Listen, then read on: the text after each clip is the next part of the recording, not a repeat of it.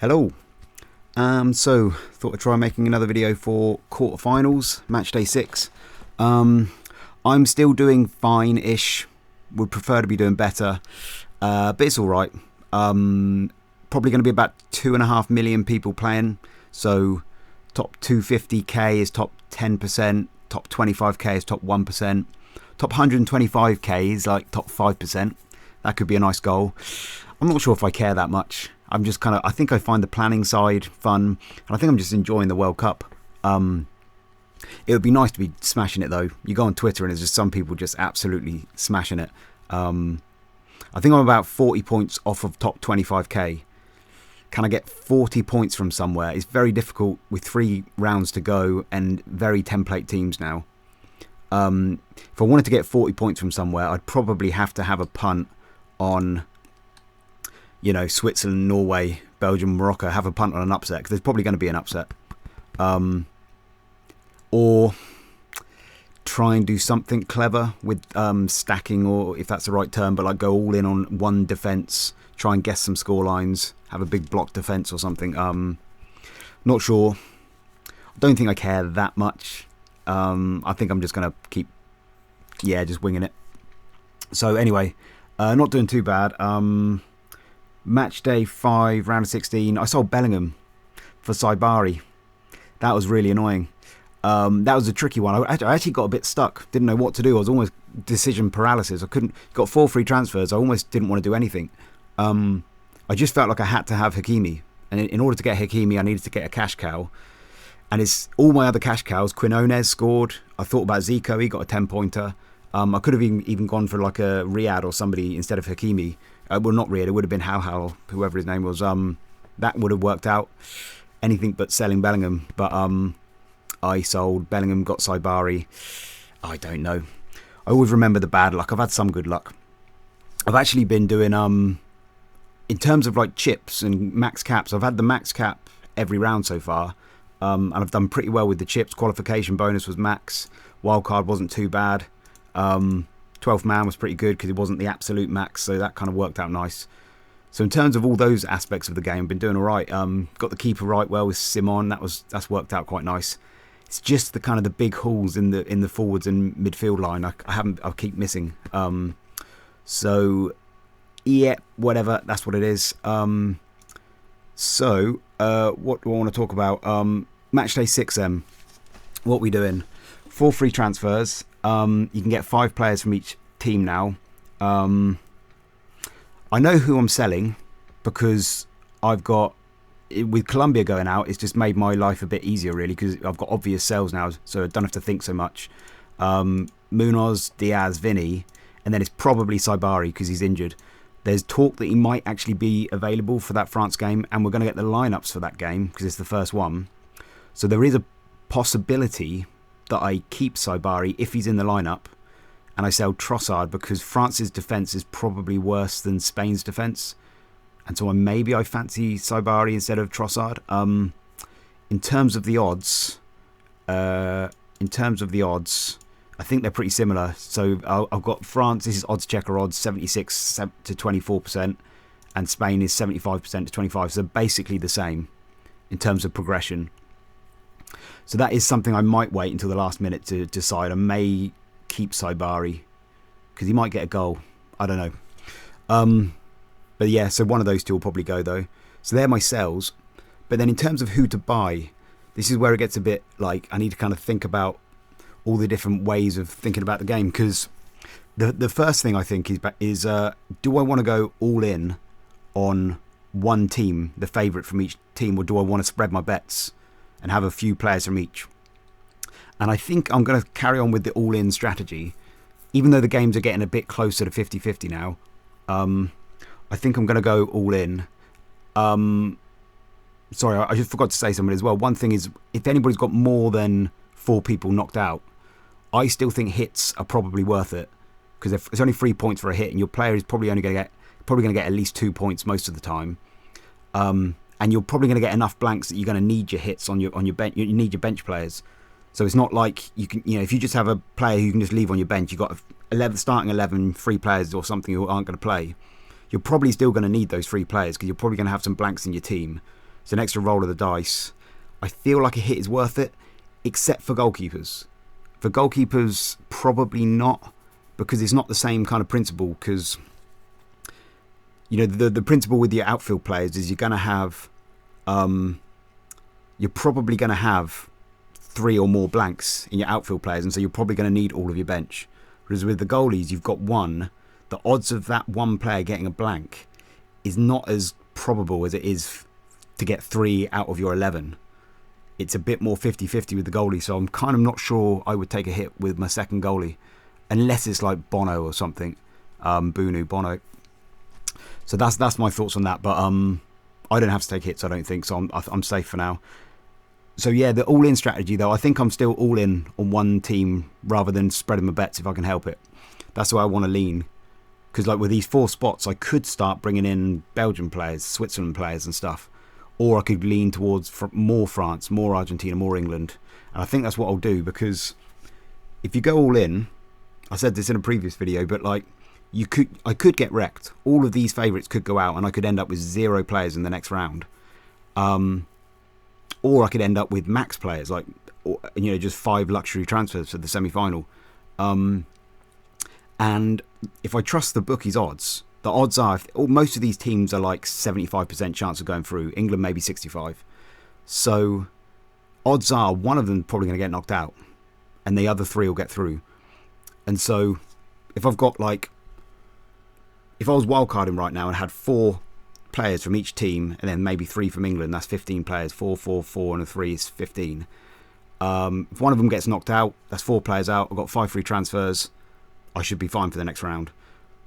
If 2 teams get knocked out, which could happen, 2 upsets, then I could have 7 or 8 players knocked out. But in that scenario, I still got my 5 free transfers. I can get 4 players and then 1 from the other team. I might have to take a couple of hits or have a couple of people on the bench maybe who don't play. That's not too bad. Whereas in worst case scenario, they all go out. If they all get knocked out, it's just game over. It's just a game, whatever. May as well risk it a little bit. But if you spread your bets and you had like 2 from each team and then 1 from Norway or something like that to get to your 15, you're guaranteeing yourself at least 7 players in the next round, plus 5 free transfers is 12. 7, 12. But your max that you can get to is 13, because you can have 8 plus 12. 8 plus 5 free transfers is 13. So it's floor of 12, ceiling of 13. It's like, that is almost as bad as even if I had 2 of these favourites get knocked out, which is like quite unlikely that you'd have 2. You're almost forcing yourself in a position that is a kind of realistic worst case scenario if you go all in, is what I'm thinking. So I'm going all in. So yeah, I'm going to try. I mean, I'm going to have Hakimi and 1 of Trossard or Sobari, so I can't help that. But with the others, I'm going to aim for more Argentinians, more French, Spanish, and English.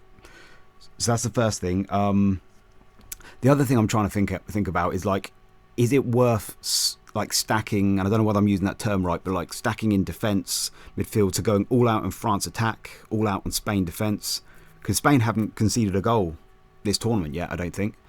Their defence looks pretty good.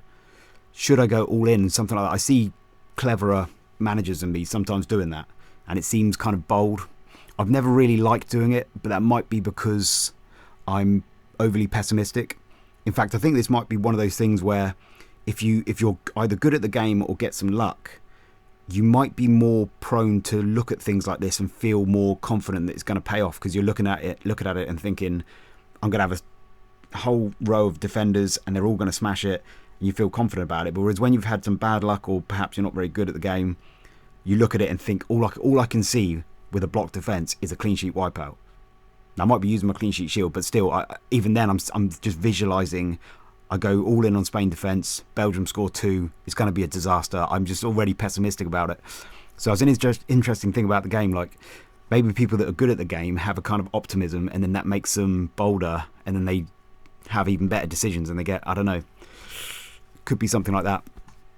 But yeah, I'm pessimistic. I don't really feel like going for a block Spain defence. but mainly because Spain and France will be meeting each other in the next round. That's the thing. So, you know, Spain versus Belgium with a clean sheet shield, that doesn't feel too bad. I could probably have the guts to do that. But then when they go into the semi-final against France, and I'm going to have, like, if I've got Dembele in there as well, triple France attack, triple Spain defence, that feels silly. That feels like I've limited my ceiling now. That doesn't feel great. So I'm not really sure what to do in terms of that. Like, is there a strategy there? The only thing I can think of is when it comes to defence and the match order, I'm kind of thinking maybe it's good to spread your bets in defence in the earlier games and then go all in the later games. Because in the earlier games, like if you think of the semi-final, if you spread your bets in the first game and then you just keep your winners and get rid of your losers, because you can just choose. You just spread your bets, see who gets points, and you make some subs. But then in the final game, if it's like England versus Argentina in that second semi-final, and I've got Martinez and O'Reilly, which I'm probably am going to have. I can't really help it, but if I've got those two, then you're almost, I mean, unless you get a 0-0, which is probably unlikely, you're almost guaranteeing yourself a blank. Whereas if I just gone all in on Argentina or all in on England in the final game, maybe feels a bit more like you might get away with that. That's the only thing I can think of. I don't think I'm going to have a huge amount of option though. I've only got one defender to bring in. So what defender do I bring in? Do I go for that third Spain? Do I bring in a France defender? I've got double Spain, double Argentina. I'm not going to bring anybody from the underdog teams. So it's France, Spain, England. I don't think that's happening. Probably not an England defender. I could go Romero. So that's the thing about that one. We'll come on to that in a minute. So, and then what else is there I was going to say? Yeah, so so the midfielders, who to bring in? The obvious ones are, so there's Bellingham, I'm thinking of bringing back in. Now, Bellingham's on a yellow card. Here are the yellow cards. These are all the players who have yellow cards at the moment in the knockouts. So if they get another yellow in the next round, they'll be suspended for the semis. And unless you've got a wild card, that's going to be a problem because we are in a bit of a tip. You know, these games are quite tight. You're probably going to have a good 4 or 5 people get eliminated, maybe more. So with yellow cards as well, compounding that, we've only got 5 free transfers. Probably better to avoid these, but at the moment, Bellingham, I think he just feels too likely for me to bring in, so I'm going to have to risk it. But these are all the guys, so Montiel, Michele, Xhaka was somebody I was half considering at one point. Henderson's not there anymore. Gay, O'Reilly, but he's already in my team. Declan Rice, want to avoid Barcola, he's on a yellow, he might be injured. We'll get lineups for France. Elise is already in my team. Hakimi's already in my team. Diop. Hal is, Riyadh might be back. Nusa for Norway. Unai, some people might go for from Morocco, but he is on a yellow. El Kanous. So that's the yellows. Kwanzaa's on a red, obviously. Bellingham. I think the thing I'm thinking with this is, I was trying to think, if I was wildcarding in the semi-finals, I'm trying to think of the team that I would like to have in the semi-final, and if it is these favourites that get through, you got a situation where you got 105 mil in the bank. Your defence, most defenders from those teams are all about 5 million, and keepers are 5 million. If Hakimi gets knocked out, they're all about 5 million. So that's like 35 million. 5 defenders, two goalkeepers, 5 million each, 35 million. So that leaves you 70 million. And if we assume that everyone's going to have Mbappe, Messi, and then at least one 10 million-ish midfielder like Elise or Dembele or something, that's another 30 million there. So that leaves you 40 million for 4 midfielders and 1 other forward. 40 million for 4 midfielders, 1 other forward. So that's an average of 8 million each. And so you could either get a bunch of 8 million, 5 8 million players, or you can get 3 8 million players, 1 10 million player, 1 6 million player. Is another way you could do it.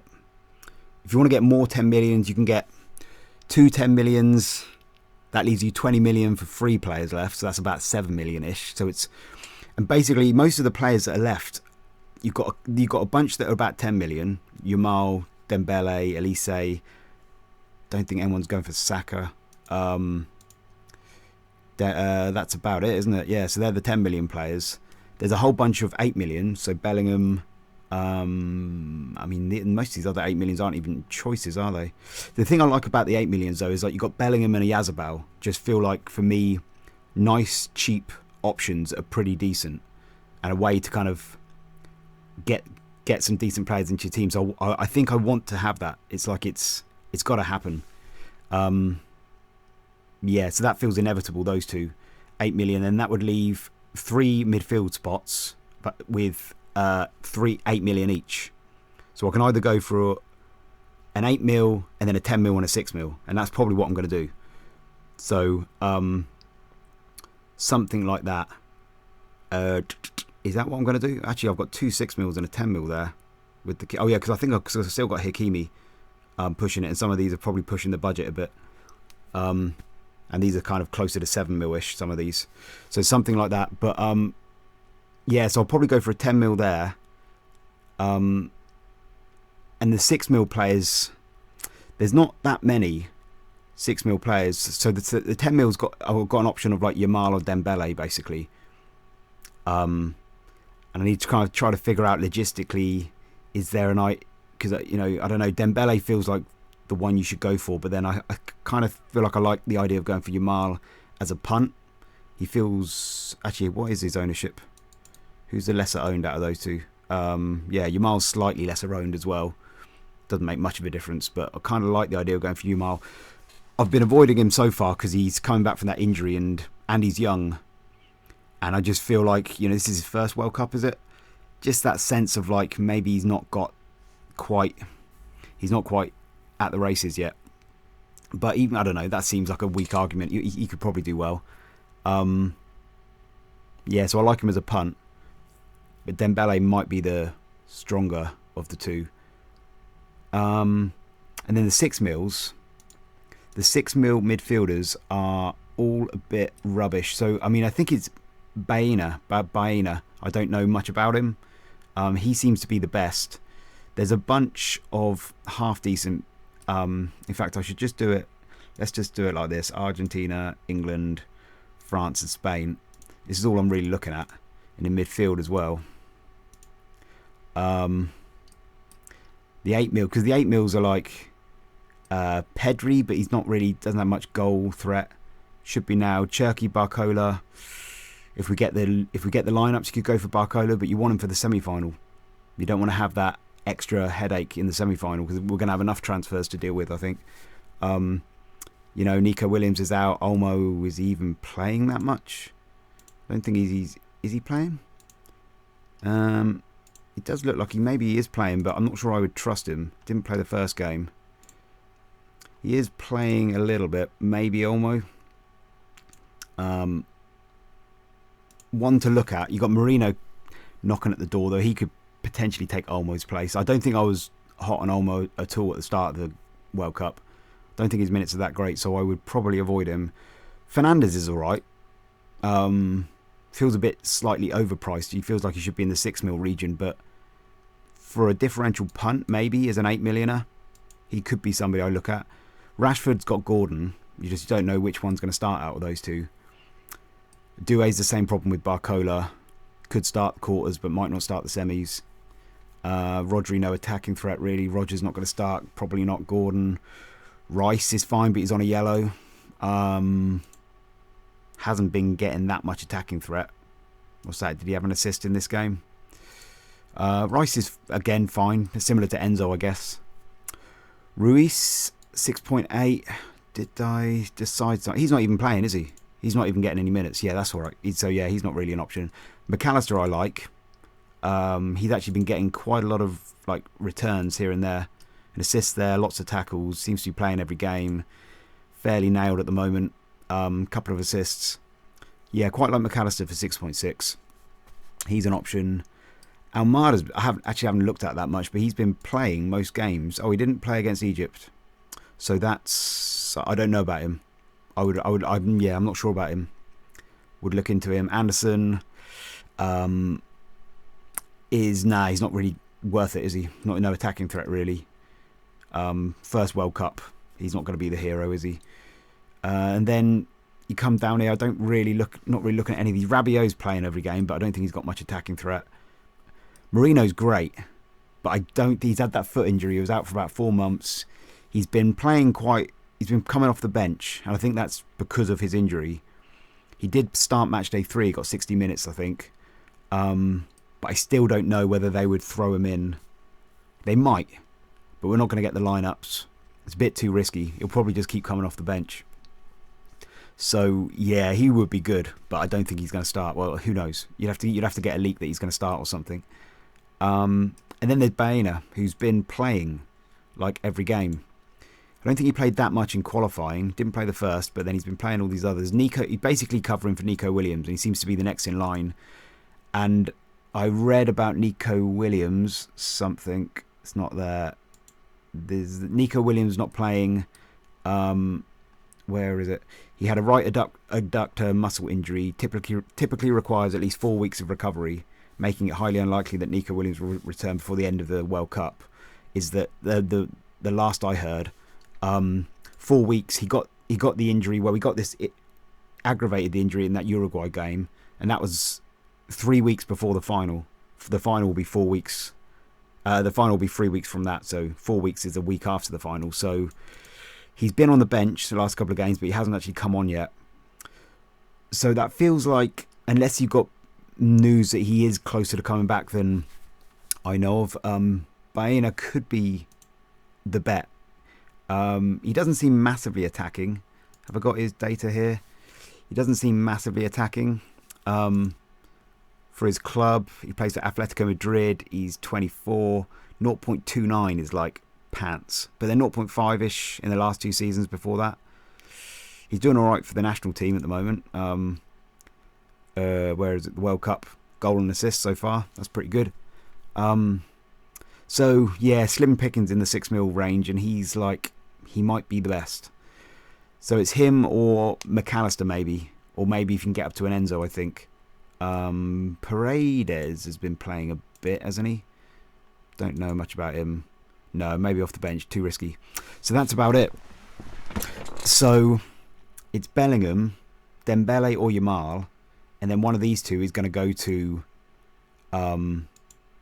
Baena or McAllister. I think I prefer McAllister actually, maybe. I don't know. I might even prefer McAllister there. But then the problem with McAllister is he's a bit more expensive and it doesn't leave me much money in defence. McAllister, you pop him in there, that only leaves 5 million defence. So, I mean, if I was going to go for a Upamecano, I won't have the money now. Oops. He's 5.3, so now I can't get to Upamecano. I could see the lineups and go for a Theo Hernandez for a punt, because I think Theo Hernandez is quite attacking usually, isn't he? Theo Hernandez is usually quite attacking. Yeah, very attacking. Very attacking. Good player for the national team. Pretty good as well. So I could have a punt, but I don't suspect it. I'm giving myself that problem again with the semi-final. He probably won't start the semi. So unless is it Dina on the left back? I can't remember who plays left back, but he's 5 as well. So I could just have a punt. Don't love that. Don't love giving myself a problem for the semi. So so they're my moving pieces. Another thing to think about is Argentina and this talk of like Argentina getting preferential treatment, which I'm not sure how I think about it. I think Argentina getting preferential treatment is, I don't think, like the Egypt game, a lot of the complaints about the fouls not being given and stuff, I didn't think they were. I think they're being overstated. I didn't think any of the Egypt fouls were that blatant. They're all quite soft. I think they're overplaying that a bit. Personally, it's a lot of it's subjective, but I do think there could be a psychological thing where Argentina, especially with Messi, that red card that Messi should have got where you had the challenge that was the same as Balogun's challenge, that should have been a red. I think so. And In fact, it's probably worse than Balogun's challenge because it was probably a little bit intentional. I'm sure Messi has been around the block. He knows a few little tricks. I suspect that was a little bit intentional. Who knows? But that should have been a red anyway. And so I think sometimes it's possible that refs are just slightly reluctant to send Messi off. Maybe they just have a bit more of a feeling of knowing what that means. And there is just a psychology in human nature where I see it all the time, where certain people, the way they look, their stereotype, their appearance, their status, people get certain preferential treatment than other people. If you're a really ugly, weird-looking person, you do get less preferential treatment. It's just a subconscious psychological thing that happens, and it's a human game. So yeah, the idea that Messi might get Argentina might get slight preferential treatment because it's Argentina, maybe there could be a little bit of it. There was this just posted, somebody just posted this, World Cup HQ.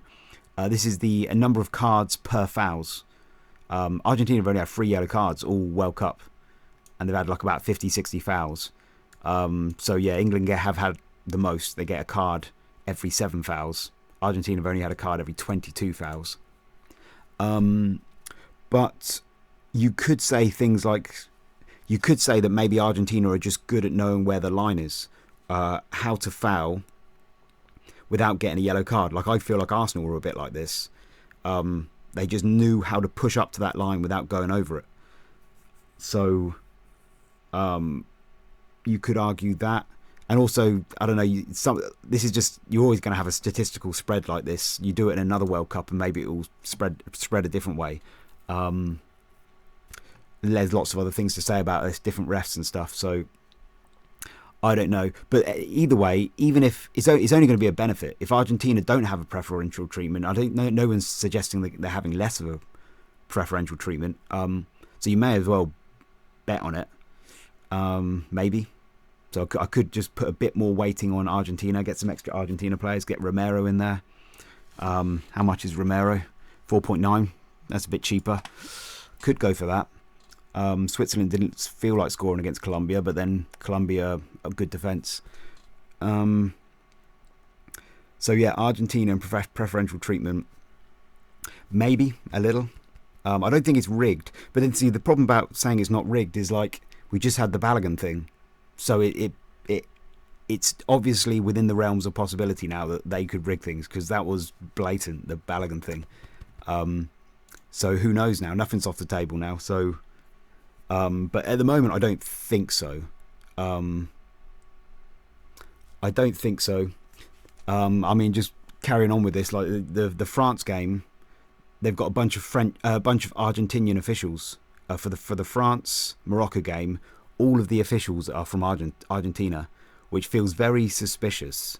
But then the Argentina game against Egypt, that had like 3 of the officials were French for that, and 3 of the officials for this game are English.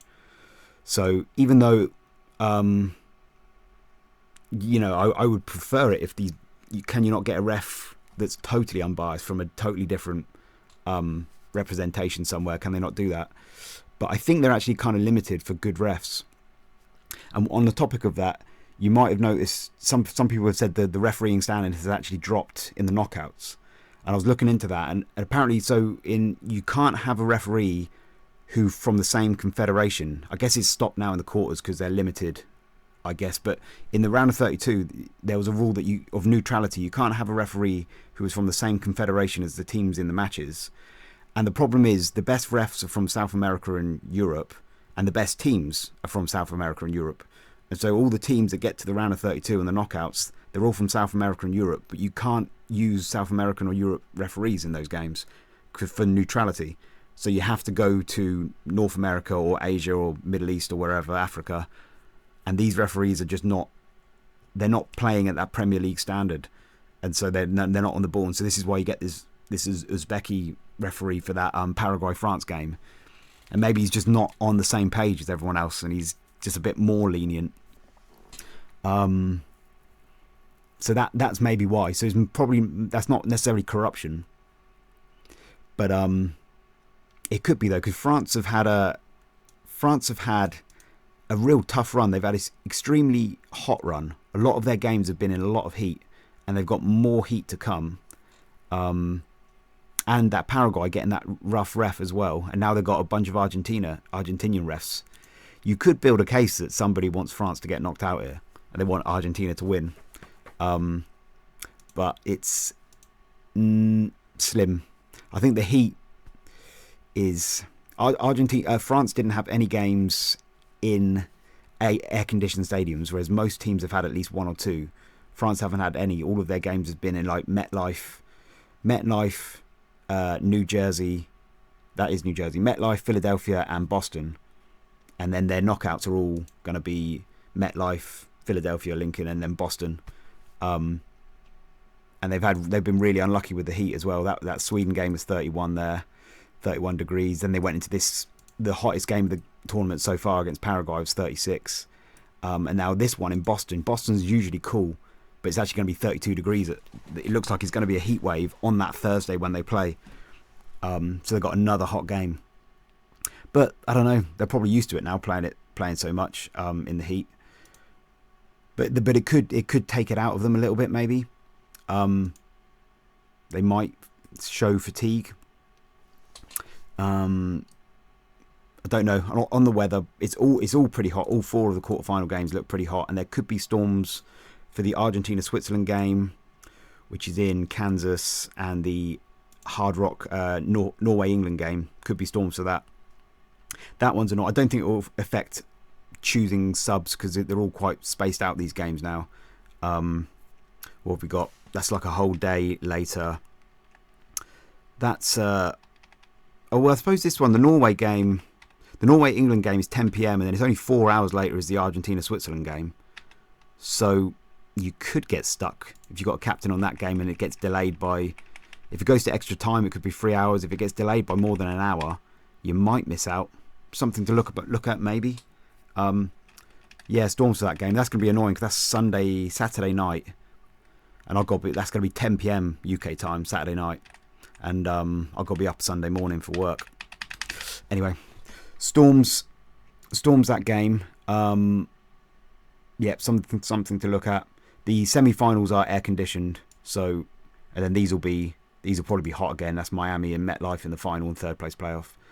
So that's that.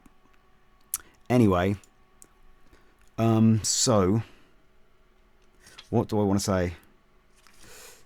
So I don't know. That's these. I've got these four players. I've got to replace the defender. Bellingham's almost certainly coming in. I just feel like because I've only got one England player, and he feels like he could be a good piece of the puzzle in this little quadrant here. He could easily get something against Norway. I don't have Kane either because I've got Yazabal. So and he's 8 mil.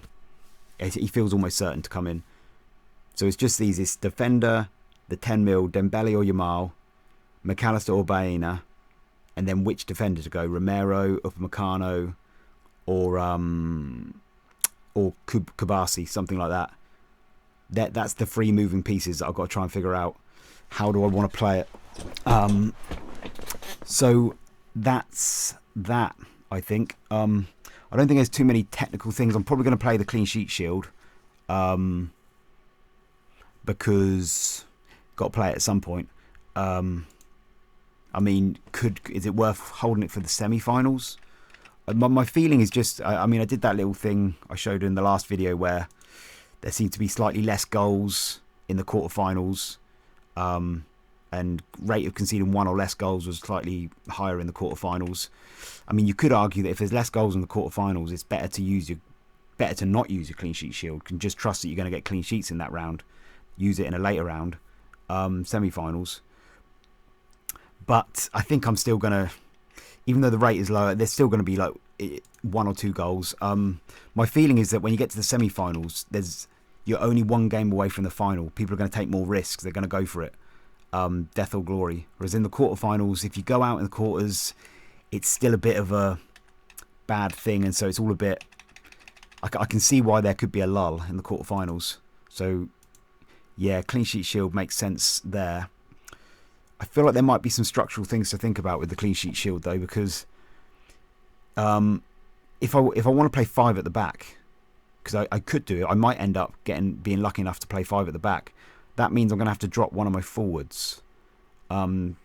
Spain plays second, Messi plays last.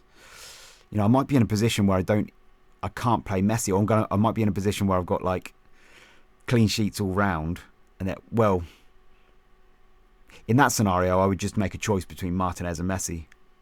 But that could be a reason not to go for Romero, not to go for Argentina in the last game. Try my clean sheet shield first, get it out the way. I don't know. I don't know the logic on it. If you're playing 5 at the back, then you have to play 3 in midfield, at least 3 midfields. So that's 5, 6, 7, 8, 9, 10. So only 2 forwards. I think I'm suspecting that I'm not going to get a clean sweep of 5 clean sheets at the back. So Hakimi, I mean, France will probably score more than 1, and then that will just solve it. And then I'll just have 4, and I can probably play 3 up front then, do a 4-3-3 or something. So yeah, I don't know. There might be things to think about with the clean sheet shield, but I haven't really figured that stuff out yet. I mean, captaincy. Is it worth captaining your defenders over your forwards? I mean, in the France game, I don't think I'd be captaining Upamecano over Mbappe. That's never happening. But Spain, if I got Yamal or Yazabal, do you captain Cucurella with the clean sheet shield? The clean sheet shield counts towards captaincy, but not scouting bonus. But I don't have any scouting bonus players anyway. So it does get doubled. Probably still not, because 7 points is like not enough for captaincy. I don't think. 7 points not enough for captaincy. I'm not expecting. I mean, 9 to 10 points feels like it's probably safe enough now. We've only got 4 captains now. So anything like 9 or 10 probably feels safe enough. But 7 feels rubbish. So unless you've got like a goal scoring attacking defender, so maybe Cucurella. But it still is, yeah, I don't know. Still, just a clean sheet is not that great. I still feel like I'm inclined to captain the attackers because their ceiling's a bit higher, I think. Yeah, so that's clean sheet shield. I think that's all to say about that. More goal. I did have. I forgot to say this in the last time, but the more goals thing has played out that way. So let's have a look at this. Yeah, so we've had the highest goals per game average in 60 years. This is interesting. So yeah, and I've got it as well, like 2.92 goals per game. But I think the reason is it's more to do with probably the time saving rules that came in, because the basically the percentage of time that the ball is in play as a percentage of the total match time has gone up to 59.38% here. The last 2 World Cups it was 56, and if you remember a couple of seasons ago in the Premier League, they had some extra new rules where they had extra time, and that percentage got up to 58 there, whereas it's normally like 55, 56 as well. And that was the season when we had loads of extra goals. And so it's normally 55, 56, got up to 58%, loads of goals.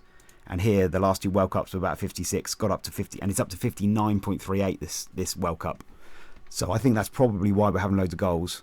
And those measures are apparently going to be used in the Premier League next season. So tip for FPL next season, probably going to carry on in next season as well. More goals next season, I should think. So that could be interesting. Yeah, more goals, less clean sheets. So, I mean, I don't know how that applies to my choices here. Maybe don't worry about defence too much. But I don't really have many options anyway. Yeah. And then the only other thing I wanted to talk about, though, I just wanted to talk about Balogun.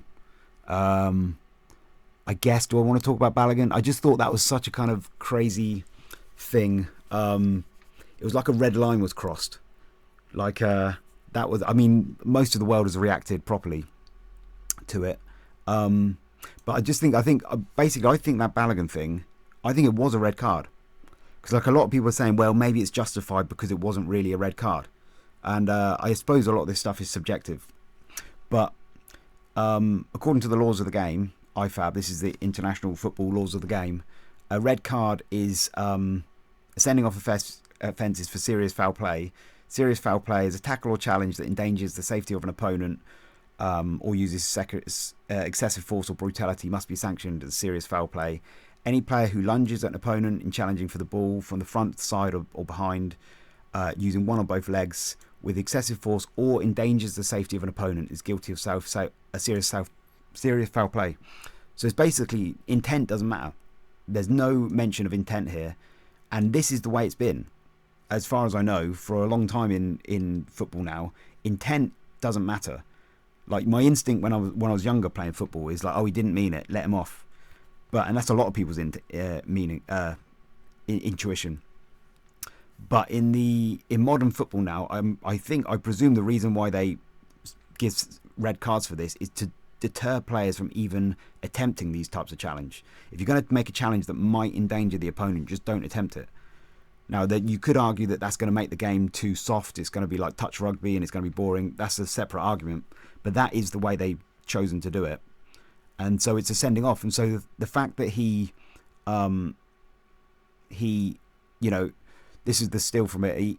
The fact that he almost broke the guy's ankle is a sending off. Now, you could argue that some people have argued that he wasn't actually challenging for the ball. He was just trying to stop himself. He was just kind of running for the ball, and it was just a normal running motion. He was just trying to stop himself, and it was an accident. But I think he is challenging for the ball. I don't think you have to stretch your legs that wide. You'd have to watch the clip. I don't want to get copyrighted, but I think he's anticipating the flight of the ball, and he's putting his foot there to try and kind of get the ball, challenge for the ball. If he just wanted to stop himself, he wouldn't be spreading his legs that wide to try and kind of get to the ball. So I think he is challenging, and he catches this guy's ankle, nearly breaks his bloody ankle. I think it's a sending off, and so I think it is a red card. So it's like, yeah, it's a red card. They shouldn't have overturned it. It's pretty unprecedented as well. So I was going back through the history of times that this has happened as well. There was once in 1962 or something, Garrincha, I think his name was, a Brazilian, where he had a red card. His suspension was overturned. He was allowed to play in the final. He got a red card in the semi. But this apparently was before red card automatic suspensions were even necessarily a thing. So that was a long time ago. But since then, there's only ever been 5 other occasions when this Article 27 thing has been enacted. And all 5 of those other occasions, the player has had at least 1 match suspension. They've all had their first match suspended, and then they've been let off with the other ones. And one of them was Ronaldo for this World Cup tournament, which I also disagree with. That's also suspect. They've only done it to get Ronaldo at the World Cup. And the others were all a bit... Koscielny was one. Mandzukic, I think, was another. And yeah, I don't know why they did it for those. Koscielny is a weird one because he wasn't even a starter for France. So, yeah. So it smells well fishy. It smells well fishy with Balogun. So, yeah. Yeah, that's my opinion on that. Yeah, I won't say any more. So, anyway, that is that. I've talked about the weather, haven't I? Yep, storms in Miami, storms in Kansas. That's the Norway and the Argentina games. I think I will stop talking. Yep, Bellingham and those 3 moving parts. Yeah, that's what I've got to figure out. Okay, I'll leave it there. Thanks for listening. See you later. Bye-bye.